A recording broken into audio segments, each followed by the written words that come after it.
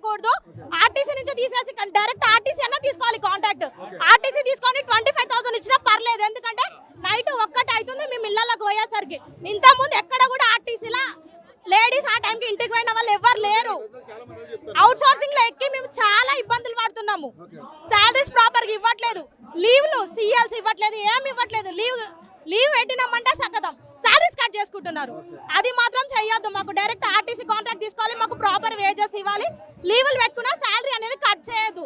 Plus మాకు government వాళ్ళకి ఇప్పుడు ఏమేమైతే ఆప్షన్స్ అన్ని ఉన్నాయో వాళ్ళకు కూడా అవన్నీ ప్రొవైడ్ చేయాలి. బయటివి ఏం అడగట్లేదు, ఎవరైనా కూడా బయటివి అయితే అడగట్లేదు. మాకు ఇక్కడ గవర్నమెంట్ ఏమైతే ఆప్షన్స్ ఇచ్చిందో అవే మేము మళ్ళీ అడుగుతున్నాం.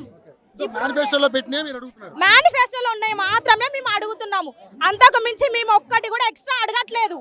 ప్లస్ గవర్నమెంట్ వాళ్ళు సేమ్ అదే ప్రాసెస్ లో ఉన్నారు కాబట్టి మా అవుట్ సోర్సింగ్ వాళ్ళకి ఇంకా చాలా చాలా చేస్తున్నారు. అది కాకుండా మాకు రెగ్యులర్ గా చేయాలి. రెగ్యులర్ గా చేయకపోయినా పర్లేదు, కనీసం ఆర్టీసీ అన్న ఒక 5 years కాంట్రాక్ట్ అలాగన్నా తీసుకోవాలి అని మేము కోరుకుంటున్నాం. మాకైతే మొన్న ఎక్కితే 6 months రెన్యువల్ చేశారు. 6 months తర్వాత మా జాబ్స్ ఉంటాయో లేదో కూడా తెలియదు. ఆ 6 months లో ఇంతవరకు శాలరీ ప్రాపర్ 10,000 కూడా శాలరీ ఎత్తుకోలే.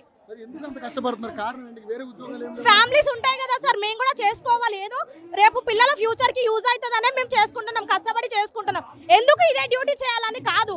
మేము చేయకపోతే డ్యూటీలు మీరు ఎట్లా పోతారు? డ్యూటీలకి 222 రూట్ లో వస్తూనే ఉంటాం. మొత్తం న్యూస్ ఛానల్స్ మీవే కదా.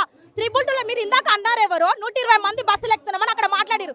బస్సులలో ఎక్కేది 120 మంది కాదు, 250 మంది ఎక్కుతారు 222 సర్వీస్ వెళ్తే.